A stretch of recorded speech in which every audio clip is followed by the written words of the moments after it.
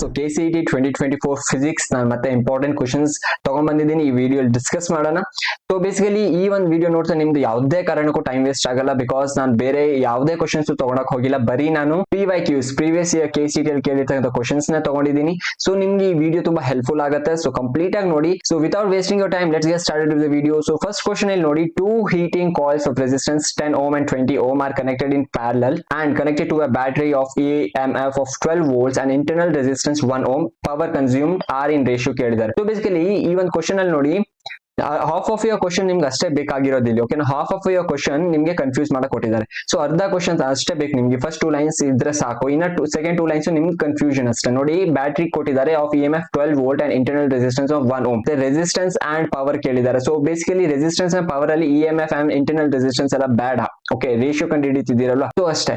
ಇಲ್ಲಿ ಆಪ್ಷನ್ಸ್ ನೀವು ಎಲಿಮಿನೇಟ್ ಮಾಡಕ್ ಆಗಲ್ಲ. ಇಲ್ಲಿ ನೋಡಿ, ಎ ಅಲ್ಲಿ 1:3, 4:1, 1:4 and 2:1 ಕೊಟ್ಟಿದ್ದಾರೆ. ಎಲಿಮಿನೇಟ್ ಮಾಡಕ್ ಹೋದ್ರು ಏನ ಎಲಿಮಿನೇಟ್ ಮಾಡ್ತೀರಾ, ಡಿ ನ ಎಲಿಮಿನೇಟ್ ಮಾಡ್ತೀರಾ, ಬಿ ಅಂಡ್ ಸಿ ಅಲ್ಲಿ ಯಾವ್ದೋ ಒಂದು ಕರೆಕ್ಟ್ ಇರುತ್ತೆ ಅಂತ ಅನ್ಸಿರುತ್ತೆ ನಿಮ್ಗೆ, but you are wrong, because option ಇಲ್ಲಿ ಡಿ ಇಸ್ ಕರೆಕ್ಟ್. ಸೊ ಇಲ್ಲಿ ನಾನೇನು ಹೇಳೋದಂದ್ರೆ, ನೀವು at the majority of the time ನೀವು ಗೆಸ್ ಮಾಡಕ್ ಆಗಲ್ಲ, ಓಕೆನಾ. at some points at some questions you can guess easily, but at some questions ನಿಮ್ಗೆ ಒಂಚೂರು ನಾಲೆಜ್ ಇರಬೇಕು, so that you can go through the questions very easily, ಓಕೆನಾ. ನೀವು ಸ್ವಲ್ಪ ನಾಲೆಜ್ ಇಟ್ಕೊಂಡಿರ್ಬೇಕು, ಹಾಗೂ ಸ್ವಲ್ಪ ಗೆಸ್ ವರ್ಕ್ ಮಾಡಬೇಕು, ಅವಾಗ ಮಾತ್ರ KCET ಅಲ್ಲಿ ನೀವು you can go in a fluent way. It's not like that ನಾನು ಬರೀ ಗೆಸ್ ಮಾಡ್ತೀನಿ, ನಾನು ಎಲ್ಲ ಕ್ವಶನ್ಸ್ಗೂ ಗೆಸ್ ಮಾಡಿ ಟರ್ಮಿನೇಟ್ ಮಾಡಿ ಆನ್ಸರ್ ಹುಡುಕ್ಬಿಡ್ತೀನಿ. It's not that way, okay. So ಸ್ವಲ್ಪ ಅದು ನಾಲೆಜ್ ಅಂದ್ರೆ ಬೇಸಿಕ್ ಲೆವೆಲ್ ನಾಲೆಜ್ ಇರ್ಲೇಬೇಕು ನಿಮ್ಮ ಹತ್ರ. ಸೊ ಇಲ್ಲಿ ನೋಡಿ, ಬೇಸಿಕ್ ಆಗಿ ಏನಂದ್ರೆ P is equals to I²R, ಈ ಒಂದು ರಿಲೇಷನ್ ಗೊತ್ತಿರಬೇಕು ನಿಮ್ಗೆ. And P is equals to V²/R ಅಂತ ಇಲ್ಲಿ ಓಮ್ಸ್ ಲಾ ಅಪ್ಲೈ ಮಾಡಿದ್ರೆ V is equals to IR ಹಾಕಿದ್ರೆ ನಿಮ್ಗೆ ಇದು ರಿಲೇಷನ್ ಬರುತ್ತೆ. ಸೊ ಇಲ್ಲಿ ಏನ್ ಬರುತ್ತೆ, ಈ ರಿಲೇಷನ್ ಇಂದ ನಮಗೆ R is inversely proportional to power or power is inversely proportional to R. So P1/P2 ಏನಾಗಿರುತ್ತೆ, R2/R1 ಆಗಿರುತ್ತೆ. ಸೊ ಬೇಸಿಕಲಿ KCET ಅಲ್ಲಿ ಒಂದ್ ಕಾನ್ಸೆಪ್ಟ್ ನೀವು ತಲೆಯಲ್ಲಿ ಇಟ್ಕೊಳ್ಳಿ, ಡೈರೆಕ್ಟ್ ಕ್ವಶನ್ಸ್ ಅವ್ರು ಯಾವತ್ತೂ ಕೇಳಲ್ಲ. ಡೈರೆಕ್ಟ್ಲಿ ಪ್ರಪೋರ್ಷನಲ್ ಕ್ವಶನ್ಸ್ ಯಾಕೆ ಕೇಳಲ್ಲ ಅಂದ್ರೆ, ವೆರಿ ಈಸಿಯಾಗಿ ನೀವು ಸಾಲ್ವ್ ಮಾಡ್ಬಿಡ್ತೀರಾ ಅಂತ. ಇಲ್ಲಿ ನೋಡಿ, P1/P2. ಸೊ ಸ್ಟೂಡೆಂಟ್ಸ್ ಏನೇನ್ ಮಾಡ್ತಾರೆ, ಇಲ್ಲಿ ಆಪ್ಷನ್ ಅಲ್ಲಿ 1:2 ಕೊಟ್ಟಿಲ್ಲ, ಓಕೆನಾ. 2:1 is the correct answer, but 1:2 ಕೊಟ್ಟಿದ್ರೆ ಅವ್ರು ಏನ್ ಅನ್ಕೊಂಡಿರ್ತಾರೆ, 10 and 20 ಕೊಟ್ಟಿದ್ದಾರೆ, ಸೊ 10/20 ಆಗಿರ್ಬೇಕು ಅಂತ 1:2 ಹಾಕ್ಬಿಡ್ತಾರೆ ಕೆಲವೊಬ್ರು, but that's the wrong method. ಇಲ್ಲಿ ನೋಡಿ, P1/P2 is equals to R2/R1. ಈ ಒಂದೇ ಕ್ವಶನ್ ಅಲ್ಲ, ರೆಸಿಸ್ಟೆನ್ಸ್ ಅಥವಾ ಏರಿಯಾ ಆಗಿರ್ಬೋದು, ಇದೇ ರಿಲೇಷನ್ ತರನೇ ಬರುತ್ತೆ, ಇನ್ವರ್ಸ್ಲಿ ಪ್ರಪೋರ್ಷನಲ್ಸ್ ಆಗಿರೋದ್ರಿಂದ ಇವೆರಡು ಚೇಂಜ್ ಆಗುತ್ತೆ. R2/R1 ಆಗಿದೆ, ಸೊ 20/10 ಆಗುತ್ತೆ, ಇಲ್ಲಿ 2:1 ಆಗುತ್ತೆ. ಸೊ ನೋಡಿ, KCET 16 ಅಲ್ಲಿ ಕೇಳಿರ್ತಕ್ಕಂಥ ಕ್ವಶನ್ ಇದು. ನೆಕ್ಸ್ಟ್ ಹೋಗೋಣ, ಕ್ವಶನ್ 2 ನೋಡಿ, variation of acceleration due to gravity G with distance x from the centre of earth is best represented by, okay. 4 graphs ಕೊಟ್ಟಿದ್ದಾರೆ ನಿಮ್ಗೆ ಇಲ್ಲಿ, ಓಕೆ. ಸೊ ಬೇಸಿಕಲಿ ನಿಮ್ಮ ರೈಟ್ ಸೈಡ್ ಕಡೆ ನೋಡಿ, ನಾನು ಏನ್ ಬರ್ತಿದ್ದೀನಿ, ಮೇನ್ಸ್ 2010 ಅಲ್ಲಿ ಕೇಳಿರ್ತಕ್ಕಂಥ ಕ್ವಶನ್ KCET 16 ಅಲ್ಲಿ ಕೇಳಿದ್ದಾರೆ.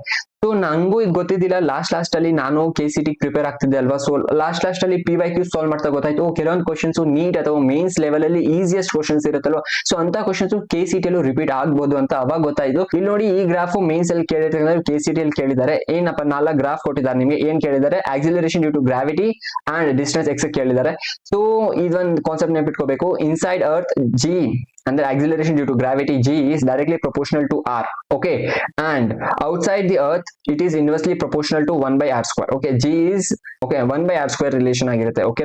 So you have to remember ಇಲ್ಲಿ ನೋಡಿ, ಆಪ್ಷನ್ ಬಿ ಅಲ್ಲಿ ನೋಡ್ತಾ ಹೋದ್ರೆ ನಿಮ್ಗೆ ಇದೊಂದೇ ಕರೆಕ್ಟ್ ಸಿಗೋದು. ಸೊ ಇಂಥ ಗ್ರಾಫ್ಸ್ ನಾನು ಏನ್ ಸಜೆಸ್ಟ್ ಮಾಡ್ತೀನಿ ಅಂದ್ರೆ, ನಿಮ್ಮ ಒಂದು NCERT ಅಲ್ಲಿ ಇದೆಯಲ್ವಾ, so this is my true experience. ನಿಮ್ಮ ಒಂದು NCERT ಅಲ್ಲಿ ಇರ್ತಕ್ಕಂಥ ಗ್ರಾಫ್ಸ್ ಕಂಪ್ಲೀಟ್ ಆಗಿ ಓದ್ಬಿಡಿ. ಈ ಗ್ರಾಫ್ ಕ್ವಶನ್ಸ್ ಅಷ್ಟೇ, KCET ಅಲ್ಲಿ ಅಥವಾ ನೀಟ್ ಎಕ್ಸಾಮ್ ಅಲ್ಲಿ ಗ್ರಾಫ್ ಕ್ವಶನ್ಸ್ ಕೇಳ್ತಾರೆ. NCERT ಅಲ್ಲಿ ಇರ್ತಕ್ಕಂಥ ಗ್ರಾಫ್ ಕ್ವಶನ್ಸ್ ಬಂದೇ ಬರುತ್ತೆ. So that is the most important thing. ಯಾಕಂದ್ರೆ ಈ ಒಂದು ಗ್ರಾಫ್ NCERT ಅಲ್ಲಿ ಇರ್ತಕ್ಕಂಥ ಗ್ರಾಫ್ ನೀವು ಒಂದು ಶೀಟ್ ಅಲ್ಲಿ ಬರ್ದಿಟ್ಕೊಂಡ್ಬಿಡಿ, so that it makes easy, ಓಕೆನಾ. ಯಾವ್ದೇ ಒಂದು ಗ್ರಾಫ್ ಕೊಟ್ಟು ನೀವು ಈಸಿಯಾಗಿ ಸಾಲ್ವ್ ಮಾಡಬಹುದು. ಸೊ ಇಲ್ಲಿ ನೋಡಿ, ಇನ್ಸೈಡ್ ಅರ್ತ್, ಓಕೆ, ಇದು ರೇಡಿಯಸ್ ಆಫ್ ಅರ್ತ್ ಕೊಟ್ಟಿದ್ದಾರೆ R. Inside of earth it is directly proportional to R ಅಂತ ಕೇಳಿದಾರಲ್ವಾ. ಸೊ ಇನ್ಸೈಡ್ ದಿ ಅರ್ತ್ ಇದು ಡೈರೆಕ್ಟ್ಲಿ ಪ್ರಪೋರ್ಷನಲ್ ಆಗಿರುತ್ತೆ, ಸೊ ಇದು ಕಾನ್ಸ್ಟೆಂಟ್ ಆಗಿ ಇನ್ಕ್ರೀಸ್ ಆಗುತ್ತೆ ಅಂಡ್ ಇನ್ವರ್ಸ್ಲಿ 1/R² ಆಗ್ಬಿಡುತ್ತೆ, ಓಕೆನಾ. ಸೊ ಇದು ರೆಡ್ಯೂಸ್ ಆಗುತ್ತೆ. ಸೊ ಇದು ಸ್ಟ್ಯಾಂಡರ್ಡ್ ಕ್ವಶನ್. ಇಂತ ಒಂದು ನೀವು ಗ್ರಾಫ್ ನೆನ್ಪಿಟ್ಕೋಬೇಕಷ್ಟೇ. ನಿಮ್ಗೆ ಕಾನ್ಸೆಪ್ಟ್ ಗೊತ್ತಿಲ್ಲ ಅಂದ್ರೂ ಗ್ರಾಫ್ ನೆನಪಿರ್ಬೇಕು, ಓಕೆ. ಈ ತರ ಕ್ವಶನ್ ಬಂದಿದ್ರೆ ಏನಪ್ಪ, ಒಂದು ಸ್ಟ್ರೈಟ್ ಲೈನ್ ಅಂಡ್ ಆಮೇಲೆ ಅಲ್ಲಿಂದ 1/R² ಈ ತರ ರೆಡ್ಯೂಸ್ ಆಗುತ್ತೆ ಅಂತ ಒಂದು ನೆನಪಿರ್ಬೇಕು ಅಷ್ಟೇ. ಸೊ ನೆಕ್ಸ್ಟ್ ಕ್ವಶನ್ ಹೋಗೋಣ. The quantity of charge that will be transferred by a current flow of 20 ampere over 1 hour 30 minutes. So basically ನಿಮ್ಗೆ ಅನ್ಸ್ತಿರ್ಬೋದು, ಏನಪ್ಪ ಇಷ್ಟು easy questions, but remember that easy concepts ಎಲ್ಲ KCET ಅಲ್ಲಿ ಬರೀತಾ ನೀವು ಎಕ್ಸಾಮ್ ಪ್ರೆಷರ್ ಇರೋದ್ರಿಂದ ಆ ಈಸಿ ಕಾನ್ಸೆಪ್ಟ್ ನಿಮ್ಗೆ ನೆನಪಿರಲ್ಲ. ಇಲ್ಲಿ ಒಂದೇ ಒಂದು formula Q is equal to IT. So KCET ಅಲ್ಲಿ ಒಂದು ಕಾನ್ಸೆಪ್ಟ್ ನೀವು ನೆನಪಿಟ್ಕೊಂಡಿರ್ಬೇಕು, ಈಸಿ ಕ್ವಶನ್ಸ್ ಇದ್ರು ನೀವು ಪ್ರೆಷರ್ ಇರೋದ್ರಿಂದ ಸಾಲ್ವ್ ಮಾಡಕ್ ಆಗಲ್ಲ. So keep that in mind. Easiest questions are always danger part ಅಲ್ಲಿ ಇರುತ್ತೆ. ನಾನು ನಮ್ಮ ಟೀಚರ್ಸ್ ಹೇಳ್ತಿದ್ರು, KCT ಕೆಲವೊಬ್ರು ಸ್ಟೂಡೆಂಟ್ಸ್ ಏನ್ ಮಾಡ್ಬಿಡ್ತಾರೆ, ಪ್ರೆಷರ್ ಇಂದ ವೆರಿ ಸಿಂಪಲ್ ಈಸಿ ಕ್ವಶನ್ಸ್ ಅವರು ಅಟೆಂಡ್ ಮಾಡಕ್ ಆಗಿರಲ್ಲ. So that is what, so you have to be calm, ಓಕೆನಾ. ಸೊ ಒಂದು ಪಾಸಿಟಿವ್ ಮೈಂಡ್ ಸೆಟ್ ಇಟ್ಕೊಂಡಿರ್ಬೇಕು ನೀವು ಯಾವಾಗ್ಲೂ. ಇಲ್ಲಿ ನೋಡಿ, ದಿ ಕ್ವಾಂಟಿಟಿ ಆಫ್ ಚಾರ್ಜ್ ಕೊಟ್ಟಿದಾರಲ್ವಾ, ಎಷ್ಟಪ್ಪ, 1 hour 30 minutes. So 1 hour 30 minutes nothing but your 90 minutes. So 90 minutes ಅಲ್ಲಿ ಎಷ್ಟು ಸೆಕೆಂಡ್ಸ್ ಇರುತ್ತೆ, ಅದನ್ನ 60 ಜೊತೆ ಮಲ್ಟಿಪ್ಲೈ ಮಾಡಿ, 90 into 60 you will be getting 5400 seconds. So ಅಷ್ಟೇ. ಇನ್ನ ನಮ್ಗೆ ಏನ್ ಕೇಳಿದಾರಪ್ಪ, ಕ್ವಾಂಟಿಟಿ ಆಫ್ ಚಾರ್ಜ್ ಕೇಳಿದ್ದಾರೆ. ನಾವು ಇದನ್ನ ಬೇಸಿಕ್ ಆಗಿ ಫಸ್ಟ್ ಫಾರ್ಮುಲಾ ಓದಿದೆ ಇದು ಫಿಸಿಕ್ಸ್ ಅಲ್ಲಿ, Q is equals to IT, second PUC ಅಲ್ಲಿ, ಹೌದಲ್ವಾ. So Q is equal to IT ಅಲ್ಲಿ I ಕೊಟ್ಟಿದ್ದಾರೆ ನಮ್ಗೆ, T ನು ಗೊತ್ತು ನಮ್ಗೆ, ಚಾರ್ಜ್ ಬಂದ್ಬಿಡುತ್ತೆ. Quantity of charge is nothing but your 10.8 into 10 power 4. So basically ಇದೊಂದು ಗೆಸ್ ವರ್ಕ್ ನೀವು ಈಸಿಯಾಗಿ ಮಾಡ್ಬೋದು, ಏನ್ ಅಷ್ಟು ಕಷ್ಟದೇನಿಲ್ಲ. ನೋಡಿ, A and C ಅಲ್ಲಿ ಸಿಮಿಲಾರಿಟೀಸ್ ಇದೆ ನೋಡಿ. 1.8 ಕೊಟ್ಟಿದ್ದಾರೆ, 5.4 ಕೊಟ್ಟಿದ್ದಾರೆ. ಸೊ ಆಬ್ವಿಯಸ್ಲಿ ಟರ್ಮಿನೇಟ್ ಆಗ್ಬಿಡುತ್ತೆ. ಇಲ್ಲಿ ನೋಡಿ, A and C 10.8 10.8, ಚಲೋ ಒಂದ್ ಕಡೆ ಐಡಿಯಾ ಬಂದಿದೆ. ಓಕೆ, 10.8 ಮೈಟ್ ಬಿ ಕರೆಕ್ಟ್ ಅಂತ. ಅಂಡ್ ಇಲ್ಲಿ ನೋಡಿ, ಇವೆರಡಲ್ಲೂ 10 power 3 10 power 3 ಕೊಟ್ಟಿದ್ದಾರೆ, ಇವೆರಡಲ್ಲೂ 10 power 4 10 power 4 ಕೊಟ್ಟಿದ್ದಾರೆ. So yes, I will be going with option A because 10.8 into 10 power 4 coulomb.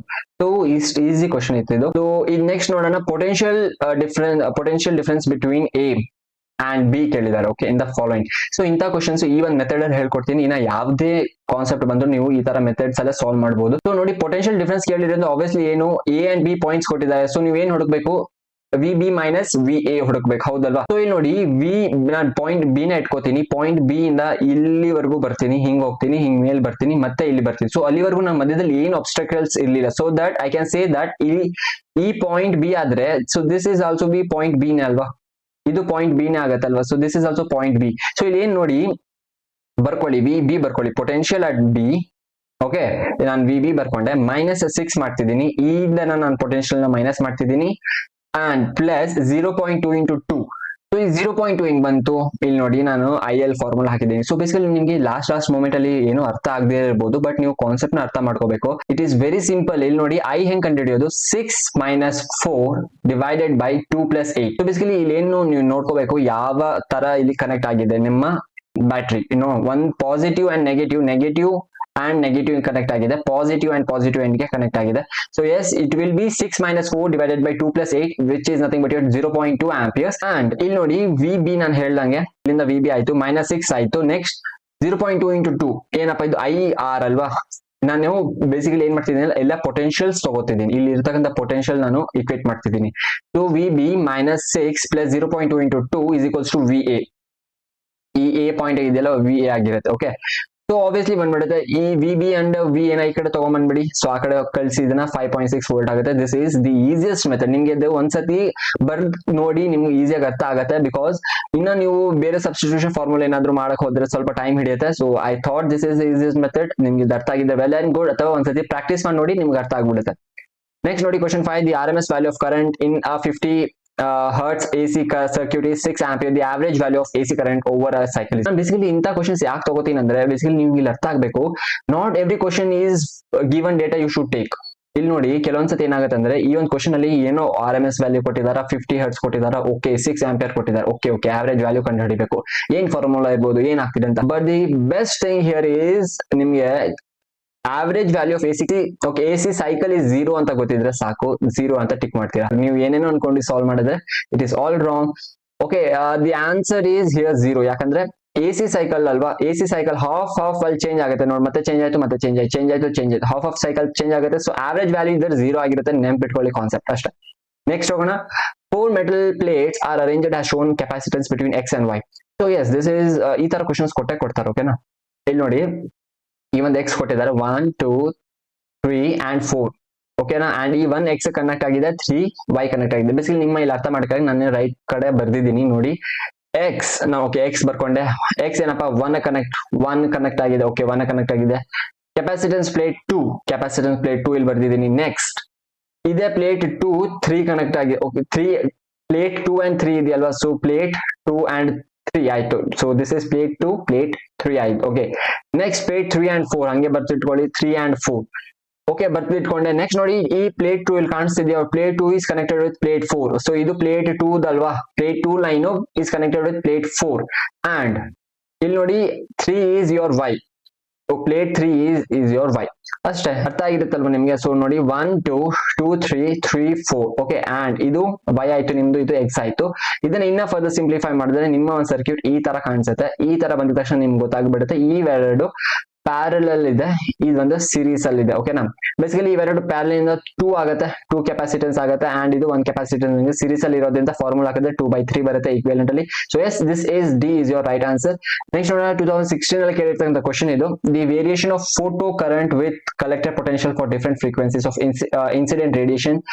Okay, frequency μ1 μ2 and μ3. Basically ಈ ಒಂದು ಕ್ವಶನ್ ನಾನು 2016 ಪೇಪರ್ ಅಲ್ಲೂ ನೋಡಿದ್ದೀನಿ, 2017 ಪೇಪರ್ ಅಲ್ಲೂ ನೋಡಿದ್ದೀನಿ.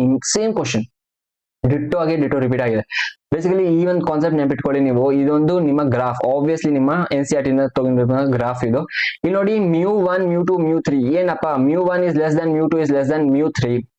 ಓಕೆ, ಇಷ್ಟು ನೆನಪಿದ್ರೆ ಸಾಕು. This is D is your right answer. Graph ಅಲ್ಲಿ ನೋಡಿದ ತಕ್ಷಣ ನಿಮಗೆ ಗೊತ್ತಾಗ್ಬಿಡುತ್ತೆ. ಅಂಡ್ ಇಲ್ಲಿ ಸಿಮಿಲರ್ಲಿ ಬರ್ದಿ ರಿಮೆಂಬರ್ ಅಂತ ಹಾಕಿದ್ದೀನಿ. I3 is greater than I2 is greater than I1. ಈ ಎರಡು ಬಾಕ್ಸ್ ನೀವು ನೆನ್ಪಿಟ್ಕೊಂಡ್ಬಿಡಿ, ಯಾವುದೇ ಕಾರಣಕ್ಕೂ ಮರೆಯಕ್ ಹೋಗ್ಬೇಡಿ. ಸೊ ಬೇಸಿಕಲಿ 1-2-3 ಟೈಮ್ಸ್ ಈ ಕ್ವಶನ್ ರಿಪೀಟ್ ಆಗಿದೆ. You just keep that in mind. Okay, ಯಾವ ತರ ಇರುತ್ತೆ ಅಂತ. ನೆಕ್ಸ್ಟ್ ನೋಡಿ, of the following graph the best that correctly represents IV characteristics of a ohmic device. So basically ಏನಪ್ಪ ಹೋಮಿಕ್ ಡಿವೈಸ್ ಅಂದ್ರೆ which obeys Ohm's law. So Ohm's law ಏನ್ ಹೇಳುತ್ತೆ, V is equals to IR. ಸೊ ನೋಡಿ V is equals to IR and ನಿಮ್ಗೆ ಏನ್ ಗೊತ್ತಾಗುತ್ತೆ, V is directly proportional to I. ಓಕೆ, ಸೊ ಇದು ಬರುತ್ತೆ ನಿಮ್ಮ ಕರೆಕ್ಟ್ ಇರ್ತಕ್ಕಂಥ graph. A is your right answer. Next ನೋಡೋಣ. ಬೇಸಿಕಲಿ ಇವೆಲ್ಲ ಸಿಂಪಲ್ ಕ್ವಶನ್ಸ್ ನಿಮ್ಗೆ ಈಸಿ ಅನ್ಸ್ಬೋದು, ಬಟ್ ನೀವು ಬಿಲೀವ್ ಮೀ, ನಿಮ್ಮ ಒಂದು ಈ ಒಂದು ಎಕ್ಸಾಮ್ ಪ್ರೆಷರ್ ಇರುತ್ತಲ್ಲ, so you cannot even remember the easiest formulas. So stay calm over there. Okay, think twice then answer. From the following graphs of the photo current against collector plate potential for two different intensities of light I1 and I2. Basically ನೋಡಿ ಹೇಳಿದ್ರೆ 17 ಅಲ್ಲಿ question ಕೇಳಿದ್ದಾರೆ, 16 ಅಲ್ಲೂ ಕೇಳಿದ್ರು, 17 ಅಲ್ಲಿ same graph ಮೇಲೆ ಇನ್ನೊಂದು question ಕೇಳಿದ್ದಾರೆ, ಪಕ್ಕದಲ್ಲಿರ್ತಕ್ಕಂಥ ಗ್ರಾಫ್. ಇಲ್ಲಿ ನೋಡಿ ನಾನು ಹೇಳ್ದಂಗೆ I3 is greater than I2 is greater than I1. ಇಲ್ಲಿ ಹಂಗೆ ಬರ್ದಿದ್ನಲ್ವಾ, ಇಲ್ಲಿ ನೋಡಿ I3 is greater than I2 is greater than I1. ಅಷ್ಟೇ, ಇಷ್ಟು ನೆನ್ಪಿಟ್ಕೊಂಡ್ರೆ ಸಾಕು. ಈ ಗ್ರಾಫ್ಗೆ ನಿಮ್ಗೆ ಆನ್ಸರ್ ಸಿಗ್ಬಿಡುತ್ತೆ. ಏನಪ್ಪ ಇದಕ್ಕೆ ಆನ್ಸರ್? ಇಲ್ಲಿ ಕೊಟ್ಟಿದ್ರೆ option C, I1 is less than I2. Okay, which is similar to this. ನಾನು ಇಲ್ಲಿ ಬಾಕ್ಸ್ ಅಲ್ಲಿ ಹಾಕಿದ್ದೀನಲ್ವಾ, ಕರೆಕ್ಟ್ ಅಲ್ವಾ? So option is your correct answer over here. Next ನೋಡೋಣ, the value of I in the figure. So okay, ಇದು KCT 2017 ಅಲ್ಲಿ ಕೇಳ್ತಿದ್ದ question. ಇದು ನಮಗೆ current ಕೇಳಿದ್ದಾರೆ. ಎಷ್ಟು ಈಸಿ ಅಂದ್ರೆ ಇಲ್ಲಿ ನೋಡಿ 20 ಆಂಪಿಯರ್ ಒಳಗ್ ಬರ್ತಿದೆ, 5 ಆಂಪಿಯರ್ ಇಲ್ಲಿ ಹೋಗಿದೆ, 3 ಆಂಪಿಯರ್ ಇಲ್ಲಿ ಆಚೆ ಹೋಗ್ತಿದೆ, 4 ಆಂಪಿಯರ್ ಇಲ್ಲಿ ಒಳಗ್ ಬರ್ತಿದೆ. ಸೊ ಬೇಸಿಕಲಿ ಇನ್ನೊಂದ್ ಕಡೆ ನಾನು ಬರ್ದಿಟ್ಕೊಂಡಿದ್ದೀನಿ, ಸೊ ದಟ್ ಸೊ ನಿಮ್ಗೆ ಕನ್ಫ್ಯೂಸ್ ಆಗ್ಬಾರ್ದಂತ. ಇಲ್ಲಿ ನೋಡಿ 20 ಆಂಪಿಯರ್ ಒಳಗ್ ಬರ್ತಿದೆ, 5 ಆಂಪಿಯರ್ ಈ ಡೈರೆಕ್ಷನ್ ಅಲ್ಲಿ ಹೋಯ್ತಂದ್ರೆ ಈ ಡೈರೆಕ್ಷನ್ ಅಲ್ಲಿ ಎಷ್ಟು ಬರುತ್ತಪ್ಪ, 15 ಆಂಪಿಯರ್ ಬರುತ್ತೆ. ಸೊ ಬೇಸಿಕಲಿ ಇಲ್ಲಿ ನೋಡಿ 5 ಆಂಪಿಯರ್ ಈ ಡೈರೆಕ್ಷನ್ ಅಲ್ಲಿ ಹೋಯ್ತಂದ್ರೆ 15 ಆಂಪಿಯರ್ ಈ ಡೈರೆಕ್ಷನ್ ಅಲ್ಲಿ ಬರುತ್ತೆ, ಹೌದಲ್ಲ? ಯಾಕಂದ್ರೆ 15 + 5 is your 20 ಇನ್ಪುಟ್ ಆಯ್ತು, 5 ಈ ಕಡೆ ಹೊಟ್ಟೋಯ್ತು ಅಂದ್ರೆ 15 ಈ ಕಡೆ ಹೋಗಿರುತ್ತೆ ಆಬ್ವಿಯಸ್ಲಿ. ಆಮೇಲೆ ಇಲ್ಲಿಂದ ಬಂತಪ್ಪ, ಇಲ್ಲಿ 15 ಇತ್ತು, ಇಲ್ಲ ಇನ್ನ 4 ಇನ್ಪುಟ್ ಆಯ್ತು. ಸೊ 15 + 4 ಎಷ್ಟು, 19 ಆಯ್ತು ನಿಮ್ದು. ಓಕೆ, ನೆಕ್ಸ್ಟ್ ಈ ಕಡೆ ಬರೋಣ, 5 ಇತ್ತು, 3 ಹಿಂಗ್ ಹೊಟ್ಟೋಯ್ತು. ಸೊ ಎಷ್ಟು ಮಿತ್ತು ನಿಮ್ದು, 2. ಆಬ್ವಿಯಸ್ಲಿ 2 ಆಂಪಿಯರ್ ಈ ಕಡೆ ಬಂದಿರುತ್ತೆ.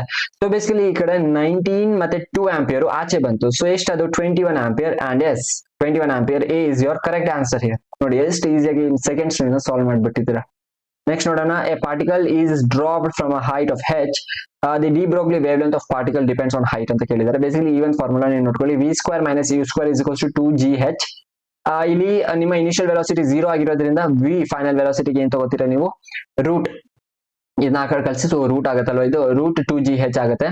ಅಂಡ್ ಇಲ್ಲಿ h value has v is directly proportional to h to the power 1/2.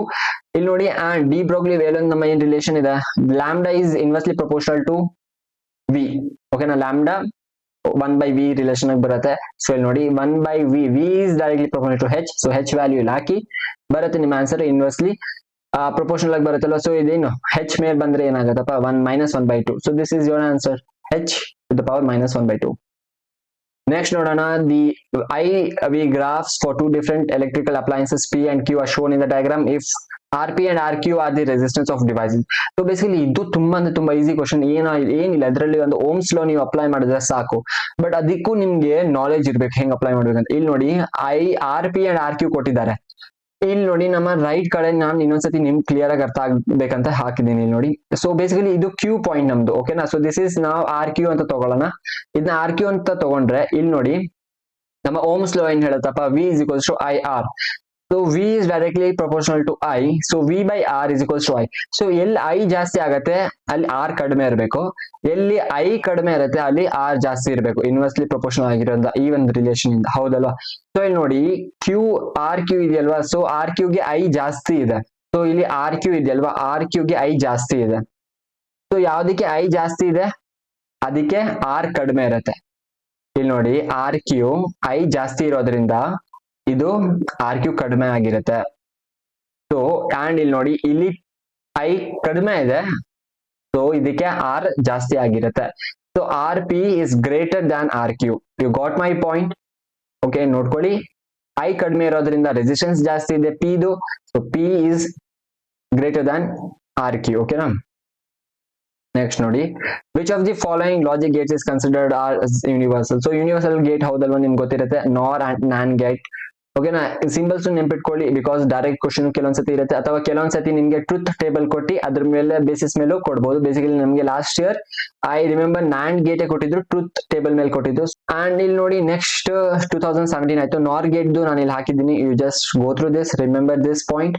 And last but not the least, needles N1, N2 and N3 are made up of ferromagnetic and a paramagnetic and a diamagnetic substance. Basically theory question ನಾನು ಸುಮ್ಮನೆ ಹಾಕಿದ್ದೀನಿ, ಯಾಕಂದ್ರೆ 2018 ಅಲ್ಲಿ ಕೇಳಿದ್ರು. So basically ಈ ವರ್ಷ ನಿಮ್ಗೆ curious ಲಾ ಇಲ್ಲ ಐ ಗೆಸ್, ಬಟ್ ಇಲ್ಲಿ ನೋಡಿ ನಿಮ್ಗೆ ಫೆರೋಮ್ಯಾಗ್ನೆಟಿಕ್, ಪ್ಯಾರಾಮ್ಯಾಗ್ನೆಟಿಕ್ ಅಂಡ್ ಡಯಾಮ್ಯಾಗ್ನೆಟಿಕ್ ಬಗ್ಗೆ ಗೊತ್ತಿರಬೇಕು. ಇಲ್ಲಿ ನೋಡಿ attract N1 strongly, ferromagnetic attract ಮಾಡುತ್ತೆ, ಅಟ್ರಾಕ್ಟ್ ಮಾಡುತ್ತೆ, ಅಂಡ್ ಡಯಾಮ್ಯಾಗ್ನೆಟಿಕ್ weakly repel ಮಾಡುತ್ತೆ.